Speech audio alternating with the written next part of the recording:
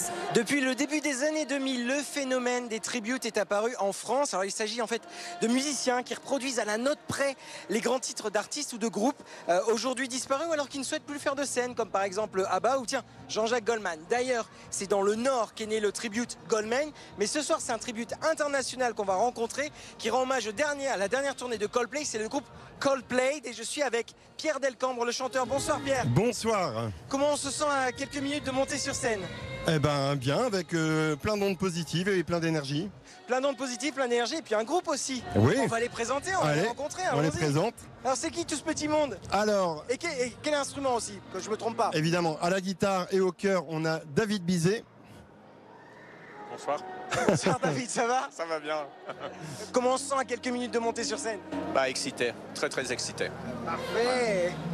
Ensuite. Alors, à la basse et au chœur, on a Eric Bricou. Bonsoir à tous. Ça va Eric, même question, comment on se sent à quelques secondes de monter sur scène là? Toujours la bonne adrénaline, on est au taquet, donc voilà. Parfait. Et puis, à la batterie, Matteo Rigaud. Bonsoir Mathéo. Bonsoir. Bah du coup, même question, un peu de stress, mais dès qu'il y aura les premières notes de jouer, ça ira tout seul quoi. Pierre, pourquoi le choix de ce tribute de Coldplay? Pourquoi est-ce que c'est ce groupe-là qui a été choisi?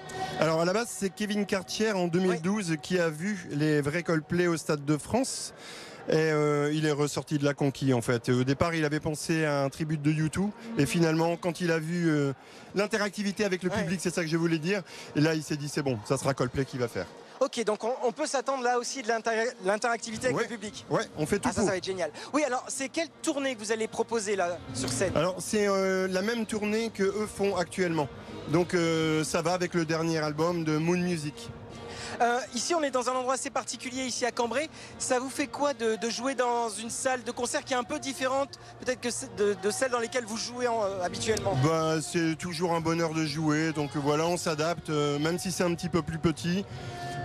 C'est toujours un plaisir de jouer, voilà, de donner du plaisir aux gens, alors, peu importe l'endroit. Voilà, c'est ça. Donc on va vous laisser aller donner du plaisir aux gens. Ouais. Et on vous retrouvera juste après pour justement savoir comment ça a été. Et puis alors moi je vais en profiter parce qu'en plus j'ai ce petit bracelet là. Ouais. Et pour celles et ceux qui ont déjà vu Coldplay en concert, ils savent à quoi il sert. Et Coldplay aussi, ça va à quoi ça sert. Pour les autres, vous verrez dans les images dans un instant. Et ça, c'est de la chance.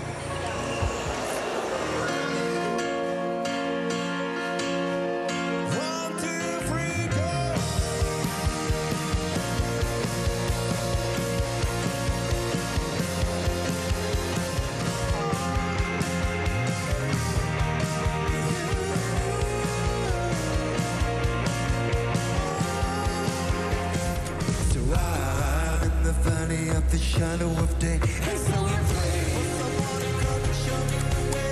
And so I pray. Kiss the play. And so I pray.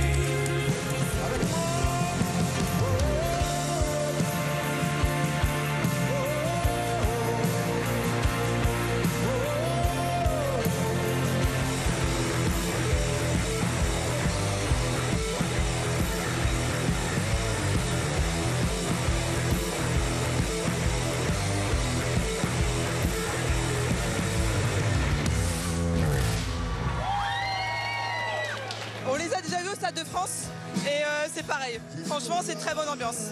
Donc la même magie, la même ambiance? Exactement, ils assurent vraiment. Moi, j'ai vu 2 fois Coldplay, 2 fois au Stade de France. On est dans la même énergie, même symbiose et on est super heureux. Génial, magique. Très bonne ambiance, on s'éclate, c'est génial. Vous êtes là à chaque concert? Oui, ça fait 10 ans que je les connais. Je vous assure que vous allez chanter. Est-ce que vous êtes prêts à chanter avec nous? Allez, vous donnez tout.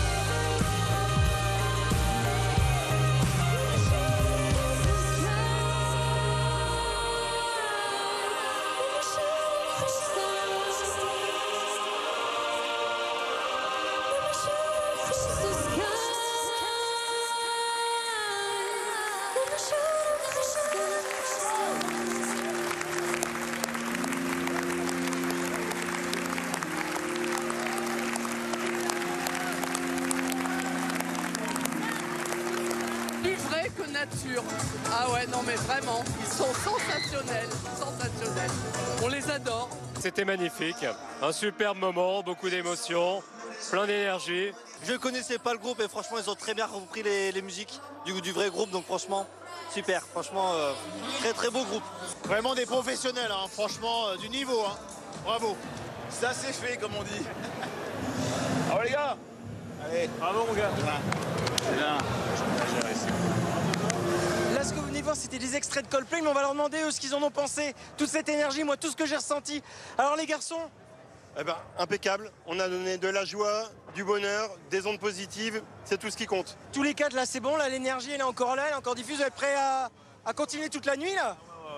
Il faut toujours au moins 2-3 heures avant de redescendre, forcément, mais... Et ce qu'il y avait d'important aussi, c'est que, donc, il y a vous quatre, mais il y a aussi toute une équipe derrière. Ouais.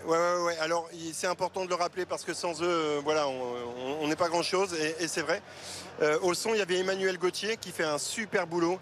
À la lumière, il y avait Maxime Ducamp qui fait un boulot de dingue. Franchement, les lumières, je pense que vous l'avez vu, il y a des sacrés décors. Et il y avait Fred Boudenow, notre nounou, en fait, qui s'occupe de tout. C'est lui qui s'occupe des lanceurs, enfin de plein de choses. Voilà. C'est le régisseur plateau, mais on l'appelle notre nounou. Et il y a aussi toute une prod derrière également. Oui, alors c'est... vas-y. Bah oui, Marie-Claude Marcarian, qui nous suit maintenant, ça fait presque FAM Productions, voilà, maintenant presque 4 ans. Et c'est vrai que depuis qu'on est avec elle, on a fait beaucoup de choses, on a vraiment grimpé un petit peu, on a fait de très très très beaux shows et ça fait que exploser, donc on est heureux en fait. Il y a tellement de travail à tous les étages, dans la vidéo, la mise en scène, le son, les séquences, enfin le travail des musiciens, les décors, les vêtements, enfin c'est un travail de plusieurs années. On existe depuis 2013, on va dire 2015 vraiment. Donc voilà, je vous laisse imaginer, ça fait 10 ans. Voilà, il y a pas mal de boulot dessus. Et alors, pour celles et ceux qui connaissent Coldplay, c'est la même chose aussi parce qu'il y en a deux qui parlent pas, comme dans le groupe en fait. Ils sont les timides. Non, on a pris un super pied encore une fois, quoi. Ce qui est bien, c'est de voir une salle comme ça où on n'est pas, c'est un événement où on n'est pas spécialement attendu, quoi. Et on voit que les gens ont la banane, que ça prend. Nous, c'est ce qu'on veut en fait, c'est recréer un mini Coldplay avec cet univers-là et que les gens s'éclatent, quoi, font la fête. Et là, c'est le cas, donc ça fait plaisir. La mission, elle est accomplie, quoi. Ouais, il devrait parler plus souvent. C'est clair. Et alors, comme Mathéo parle pas beaucoup, je vais peut-être essayer d'avoir une réponse à une question existentielle. Mathéo, c'est qui l'éléphant? Ça, je peux pas le dire. C'est interdit de divulguer l'information, on n'a pas le droit. C'est secret, voilà. J'ai signé avant d'entrer dans le groupe, donc voilà. Je me tairai là-dessus. Donc on retrouve Coldplay sur les réseaux sociaux, Facebook, Instagram, Tribute Coldplay. N'hésitez pas à les suivre, à vous abonner pour savoir quand est-ce qu'ils vont venir jouer chez vous, dans tout le Nord-Pas-de-Calais, ça c'est une évidence. On l'a dit, donc il faut des répétitions et parfois il faut aussi un cadre de répétition. Un endroit qui peut être peut-être un peu plus calme. Par exemple, on va aller à Denain, on va rejoindre Charles Catard qui reprend lui du Balavoine et Calogero. Alors moi j'ai vraiment la chance d'assister à des répétitions. On parle ici d'un tribute sur Balavoine. On est dans le théâtre de Denain. C'est vraiment un lieu somptueux pour des répétitions, des journées de préparation pour ce groupe et notamment un chanteur, Charles Catard, qu'on va rejoindre dans quelques instants pour découvrir ce tribute sur Balavoine. Comment se passent les répétitions, une présentation aussi de tout l'effectif et de tout le groupe. On y va tout de suite. Il n'y a plus d'avenir sur la terre.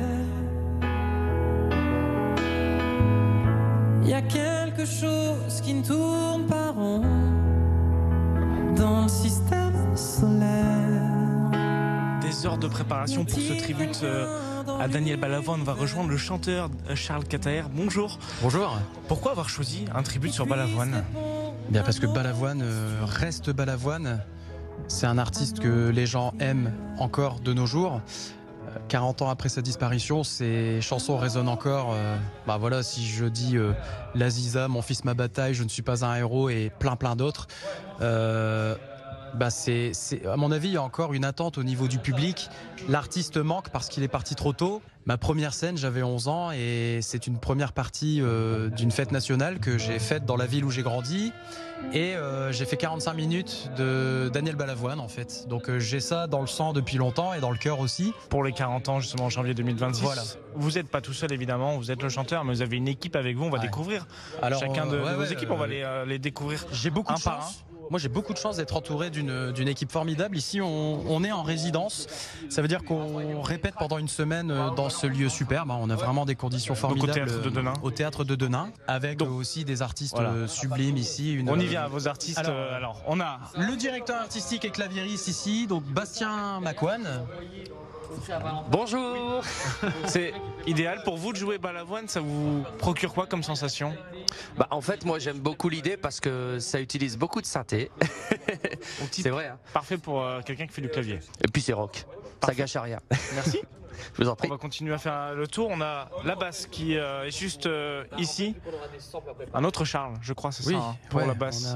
Bonjour ami. Charles. Charles. À la basse. Enchanté. Comment ça se passe les répétitions? À merveille pour le coup, je suis vraiment heureux de faire partie de ce projet-là. C'est assez différent pour moi que ce que je fais d'habitude, parce que je sors vraiment du rock, du métal habituellement. Et là, j'appréhende des nouveaux styles de jeu, vraiment des nouvelles choses, et c'est vraiment très très intéressant pour moi. Puis ça rend hommage derrière à un artiste juste incontournable, quoi. Donc un vrai plaisir. Donc une belle découverte aussi pour vous, pour votre instrument et pour vous-même, pour votre carrière. On va continuer de découvrir votre équipe et là on va peut-être voir double alors. On a Maxime, Léo, Maxime. Ouais, on là voit double. s'amuse. Mais rassurez-vous, vous n'avez pas bu. Non. C'est vraiment réel, donc c'est Maxime et Léo, donc ils se ressemblent comme deux gouttes d'eau. Voilà. Et aussi bien physiquement, Maxime même que dans le et jeu. Léo. Bonjour. Bonjour Maxime. Enchanté. Maxime, vous n'avez pas connu vous Balavoine, non, j'ai pas du évidemment. tout connu. Ça vous inspire quoi Balavoine? Beaucoup de mélodies, beaucoup de thèmes super beaux. Voilà, ça m'inspire énormément. C'est cool à jouer? Super cool, super cool. Je suis étonnamment surpris. Au départ, je pensais pas que ça allait autant me plaire et en les jouant, c'est un pur plaisir. C'est une belle aventure qu'on va vivre tous ensemble et voilà, c'est que le début. C'est bien parti. Et puis on n'a pas présenté notre batteur qui malheureusement ce matin n'est pas présent, mais il sera là cet après-midi. On a aussi, et ça c'est important, l'équipe technique avec Olivier au son. Parce qu'un bon concert n'existe pas sans un bon son. Je suis ravi de travailler avec ces excellents musiciens et qui sont en plus sont très sympathiques. Et c'est une petite famille. Hein. Voilà. C'est super. Et on a le temps de travailler le son, donc c'est du bonheur. Voilà. Dans un endroit magnifique. Ce qu'on je vous propose, Charles, c'est de vous laisser jouer une musique que je pense que tout le monde connaît et on va savourer. Je vous propose SOS d'intérieur détresse. Allez, c'est parti. Allez, on y va. Pourquoi je vis? Pourquoi je meurs? Pourquoi je crie? Pourquoi je pleure? Je crois capter des ondes venues d'un autre monde. J'ai jamais eu les pieds sur terre.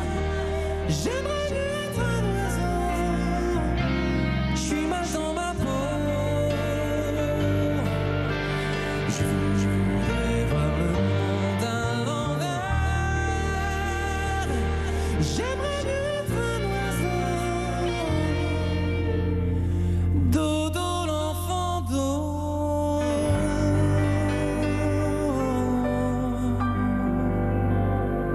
Charles, c'était magnifique ce que vous avez joué. Il y a des frissons aussi. C'est une belle chanson que vous incarnez. Ouais, merci beaucoup. C'est SOS d'intérieur détresse. C'est une chanson aussi qui est particulière pour moi parce que lorsque j'avais 16 ans, j'ai participé à l'émission Nouvelle Star sur M6 et ça remonte. C'est ce qui vous a fait connaître? C'est votre première grande expérience musicale? Ouais, la première belle expérience. C'est une aventure télévisée qui a duré 3 mois. Où toutes les semaines, on faisait les prime time et tout ça. Et d'ailleurs, une petite anecdote, c'est que cette année-là, en 2004, c'est la saison qui a révélé Amel Bent. Donc j'ai partagé des beaux moments avec les candidats de cette époque-là. C'était une belle aventure. Et ce qui m'a révélé la toute première chanson au casting que j'avais chanté, c'était SOS d'intérieur détresse. Donc ça rappelle des beaux souvenirs. Un beau clin d'œil. Comment est-ce qu'on crée un spectacle autour de Balavoine? Est-ce que c'est chronologique dans les chansons? Comment il y a une histoire, une narration qui Oui, moi j'ai voulu vraiment sortir du cadre classique du concert où on arrive et on joue les chansons d'un artiste. Je voulais aller plus loin, donc rendre hommage à l'artiste et à l'homme qu'il était. Pour moi, ça passait par le biais d'une narration. Donc j'ai contacté un ami qui est auteur, qui est de la région lilloise, Christian Vier, auteur connu. Donc il a écrit pour Hélène Ségara, Lara Fabian, Jean-Baptiste Guégan, Florent Pagny, Boulevard Désert entre autres. Et quand je lui ai proposé ce projet d'hommage à Balavoine avec une narration écrite tout au long d'un spectacle musical, il a adhéré tout de suite. Donc c'était vraiment l'idée. Ça veut dire sortir du cadre classique et rendre hommage aussi, plus qu'à l'artiste, à l'homme qu'il était, avec les idées qu'il défendait qui étaient intéressantes. Quand on parle de tribute, c'est plus imiter, vous incarner, vous approprier. On peut voir le concept de tribute dans plusieurs visages. En fait, il y a les tributes où, par exemple, je vais arriver, je vais symboliser Daniel Balavoine, je vais mettre une perruque, hein, parce que, désolé, mais moi mes cheveux ne poussent plus, donc j'ai pas sa tignasse. Mais on peut l'entendre de cette manière-là. On peut aussi faire différemment. Moi, je suis plutôt sur ce projet-là au service de sa musique, de ses chansons et vouloir pas forcément le symboliser, mais plutôt être en connexion avec lui. Vous êtes aussi connu par rapport à un autre tribute, celui de Calogero. Alors la différence là, c'est que c'est un artiste qui tourne encore. C'est ça. Quelle est la différence entre faire un tribute sur un artiste qui est décédé et quelqu'un qui tourne encore et qui est encore assez réputé en France? La différence, elle est simple. C'est que Daniel Balavoine n'est plus en tant qu'homme. Donc nous, on est là pour rendre un peu aux gens ce qu'ils ne peuvent plus avoir avec l'artiste en lui-même. Traverser l'artiste, la carrière, la musique sur les nouvelles générations, c'est aussi ça? Ouais, et c'est aussi la raison pour laquelle dans le choix artistique des musiciens, on a été chercher des générations plus jeunes, hein. Ils ont 20 ans et ils jouent à un artiste qui a disparu il y a 40 ans. Donc c'est peut-être aussi essayer d'aller chercher un public plus jeune dans cette idée-là. Concernant Calogero, c'est différent. En fait, Calo... moi, j'ai une signature vocale perso qui ressemble beaucoup à celle de Calogero et c'est l'idée qui est venue comme ça au détour d'une chanson que j'ai chantée à l'oreille d'un pote. Il m'a dit mais tu chantes comme Calo, viens on fait un tribute, et c'est parti juste de ça et on n'a pas réfléchi. Oui, mais il tourne encore, ça va être difficile, les gens ne viendront pas nous voir parce qu'ils vont aller voir l'artiste puisqu'il fait encore des concerts et tout ça. On s'est pas posé de questions en fait, hein, on l'a fait.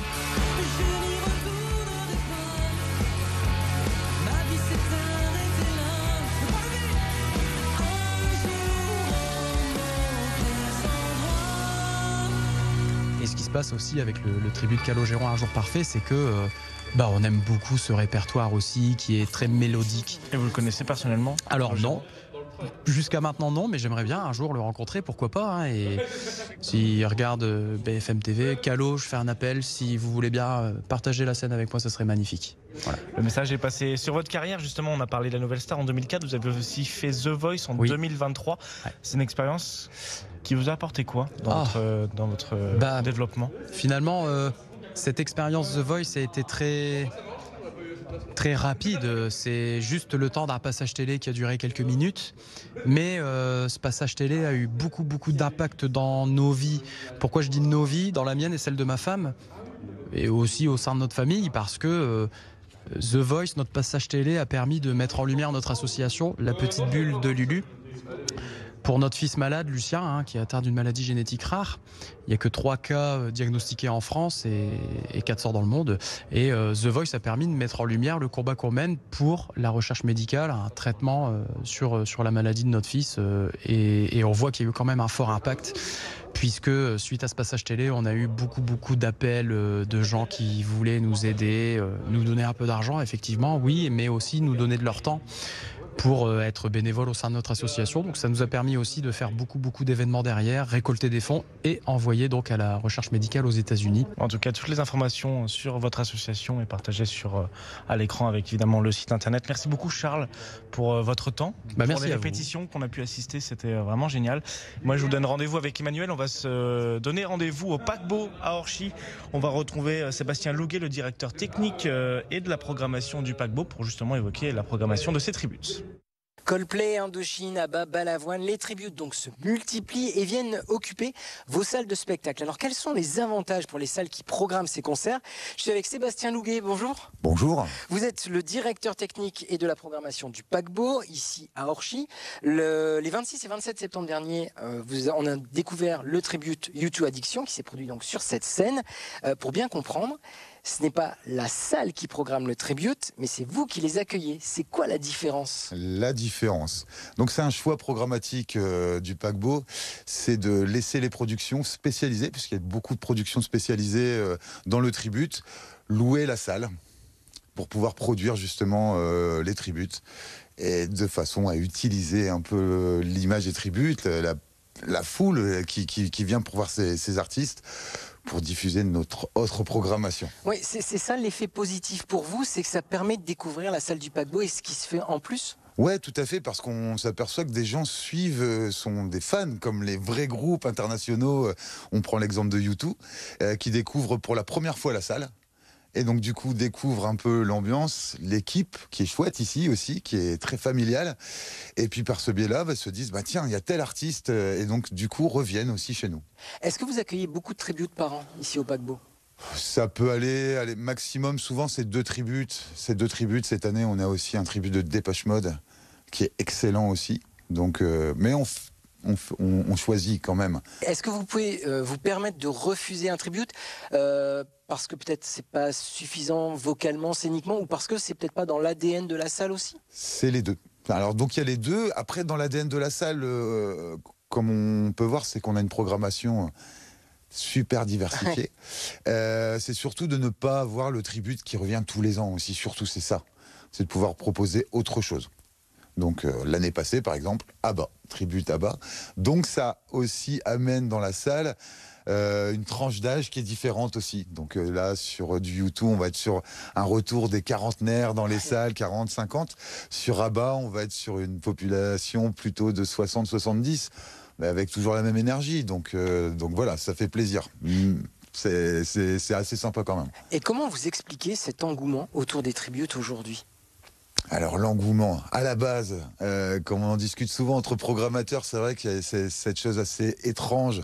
Le tribute, normalement, c'est un groupe qui n'existe plus. Oui, ABBA, les personnes existent encore, mais ne tournent plus. Qui ne tourne plus. Et depuis une dizaine d'années, c'est vrai que s'est développée cette forme de groupes qui se réunissent par biais de projets, soit par amour du groupe, de Coldplay, Morphine pour Indochine. Voilà, les copains de Coldplay. Et après, il y a je dirais peut-être aussi une forme de business, peut-être aussi, en se disant ça remplit les salles, c'est plus facile de remplir les salles. Donc c'est les spectateurs aussi qui font aussi le succès de ces tributes. C'est peut-être aussi un moyen pour les spectateurs d'aller voir un groupe qui reprend les chansons et qu'ils ne pourraient peut-être pas aller voir parce que les groupes internationaux, par exemple, s'il faut aller à Paris, il faut aller à Lyon, il n'y a peut-être pas dans le coin à chaque fois. C'est exactement ça. Coldplay, tout ça, c'est 2 dates exceptionnelles, des fois en Europe, c'est dans des stades, c'est énorme, des fois c'est 5 minutes et il n'y a plus de place dans les stades, donc c'est une façon de pouvoir revoir, et certains tributes le font très très bien. Donc voilà, on voit des sourires, des étoiles plein les yeux, donc bon. Vous l'évoquiez, le tribute, ça a aussi un effet positif sur la salle, ça permet de découvrir ainsi votre programmation. Comment vous jonglez de fait avec une programmation qui est quand même plus locale? Vous programmez des artistes établis, mais aussi des artistes locaux. Et donc ces tributes, comment vous réussissez ce savant mélange? Des fois c'est du hasard, après on se met pas de limite, en tout cas aussi ici au paquebot. Oui, pas de limite, même dans votre programmation, théâtre, humour, concert, Voilà, musique. c'est important. On n'a pas choisi d'avoir une classification bien particulière, certaines salles le font. On est sur un territoire où on doit se dire de permettre d'offrir un maximum de panel culturel. C'est super important, ça peut être risqué. Nous on a pris le risque, on le défend. C'est une équipe complète qui le défend, avec justement même la présidence, tout ça qui nous laisse. Et on s'aperçoit encore cette année, on vient de rentrer, que la diversité plaît quand même. Donc voilà, c'est assez important de pouvoir offrir des tout petits jusqu'à nos seniors. Oui, c'est vrai qu'il y a des programmations pour les petits. Voilà, on passe du métal un week-end à un concert classique le week-end d'après, et c'est super important. Ouais. Il y a à peu près combien de spectacles durant l'année confondus ici au paquebot? En spectacle même, parce qu'on a d'autres, on a tellement de choses. On a entre 25 et 30 spectacles, tout dépend des années, mais c'est très très très diversifié. Donc, un grand merci Sébastien Huguet de nous recevoir vous. ici dans cette très belle salle, donc à Orchy, la salle du paquebot. Alors tribute ou pas, en fait le principal c'est surtout, et ça vous l'aurez compris avec Sébastien, de faire vivre nos salles de spectacle.